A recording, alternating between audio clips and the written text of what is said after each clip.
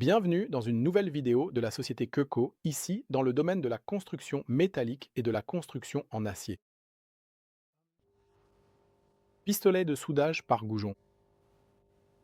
Cela paraît très simple au premier abord, mais comment règle-t-on réellement ce pistolet de soudage par goujon? Et il y a toujours des confusions à ce sujet, par exemple concernant la course. À quoi sert la course? La course, nous le savons tous, un goujon. Une machine de soudage par goujon est une machine à courant constant. Si elle doit fournir 2000 ampères, alors elle fournit effectivement 2000 ampères. Mais comment la tension est-elle définie? Les soudeurs le savent, la tension se définit toujours par la longueur de l'arc électrique.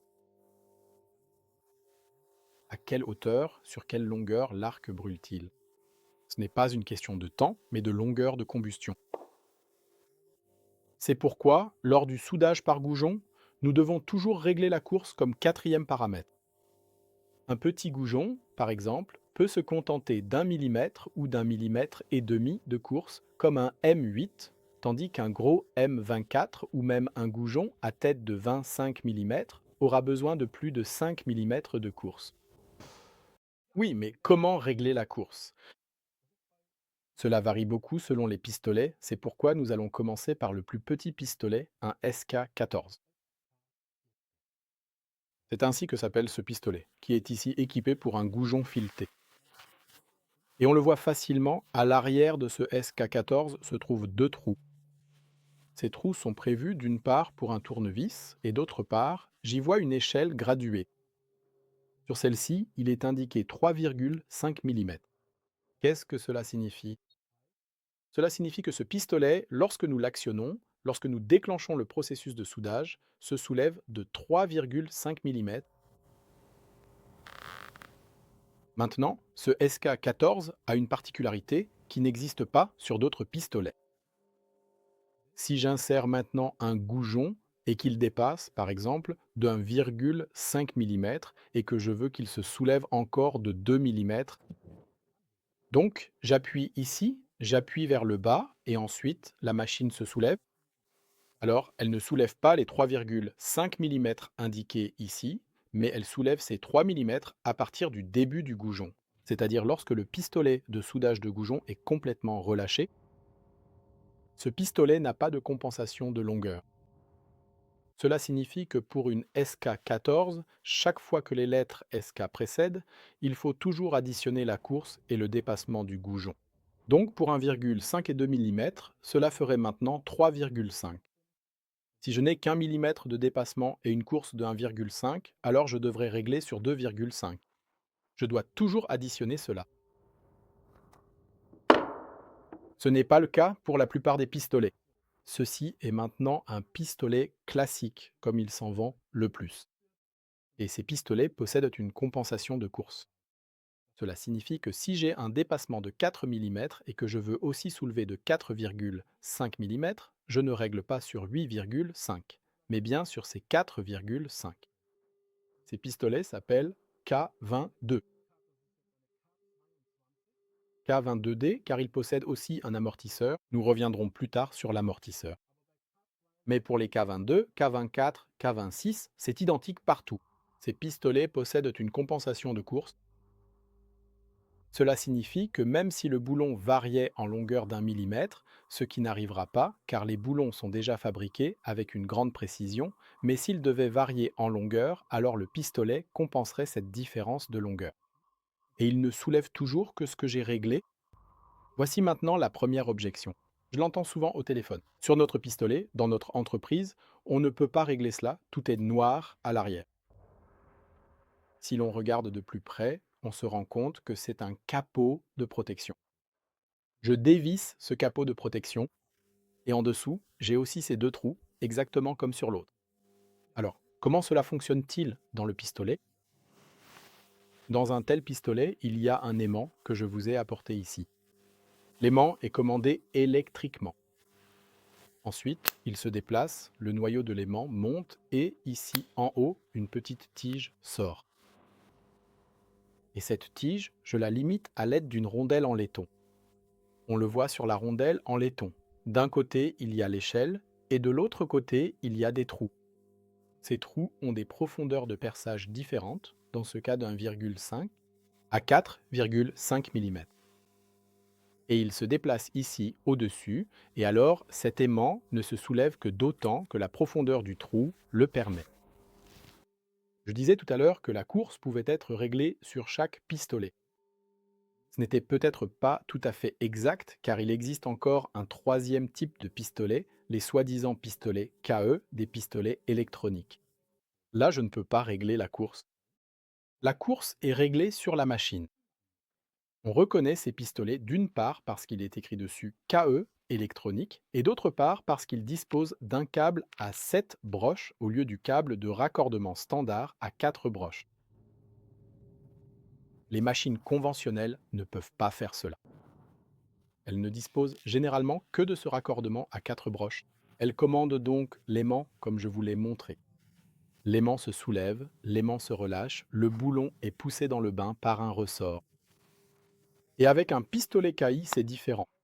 Comme avec une Tiger par exemple, qui est une machine très moderne. Elle peut piloter ses pistolets.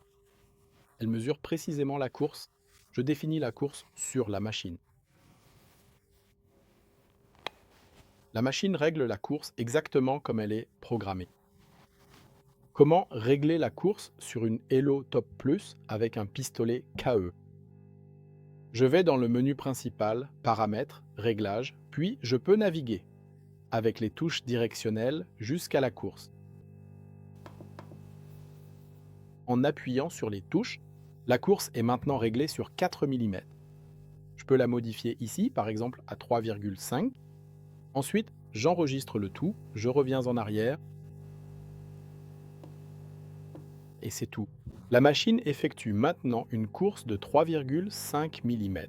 Je peux régler cela à nouveau. Menu, Paramètres, Entrée.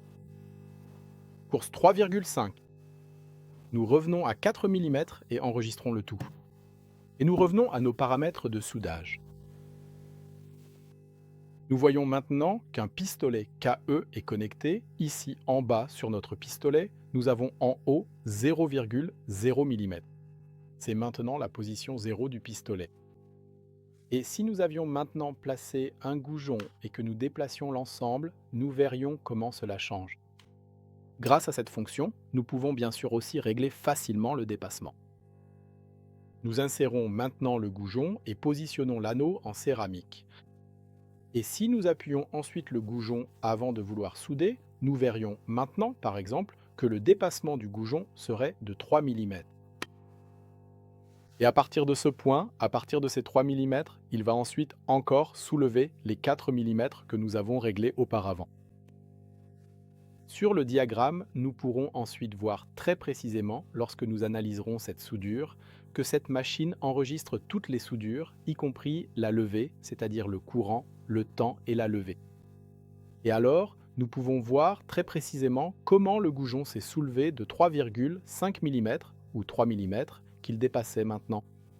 Ensuite, il se soulève jusqu'à 6,5 et puis il redescend à 0 parce qu'il plonge dans le bain et que nous formons notre cordon. C'est vraiment une très très belle histoire avec ces pistolets KE. Ça fonctionne vraiment très très bien. Oui, pour finir, encore la plus grande des pistolets de toute la série, la K26. Tout à l'heure, c'était un pistolet KE, maintenant à nouveau un pistolet K. Et celui-ci n'a pas de capot, vous pouvez donc aussi régler le chapeau directement à l'arrière. Alors, qu'est-ce qu'on peut encore régler sur un tel pistolet? Qu'est-ce qu'il faut encore régler? Et en fait, c'est très important, le centrage. On voit ici, j'ai desserré ça, que c'est quelque chose de très branlant, tout l'ensemble. Cela n'a rien à voir avec les tolérances de fabrication. Non, c'est fait exprès.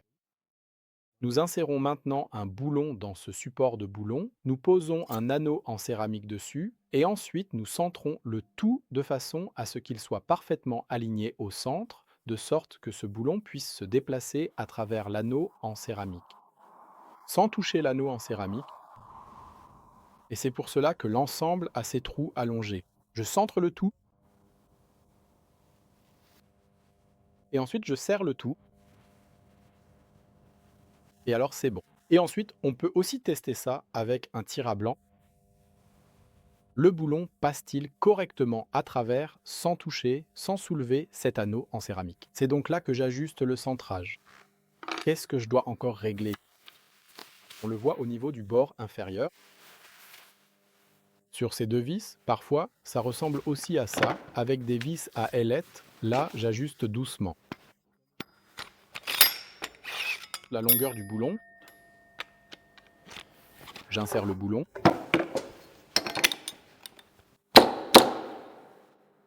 Je prends un anneau en céramique et ensuite je peux ici ajuster précisément le dépassement, comme indiqué dans le tableau. Et ensuite, je serre simplement. Et comme j'ai bien centré tout ça auparavant, il passe maintenant sans accrocher d'aucune manière. Oui, qu'est-ce qu'on peut encore régler sur un tel pistolet? En principe, plus rien. Certains diront maintenant l'amortissement. Un tel pistolet possède un système d'amortissement.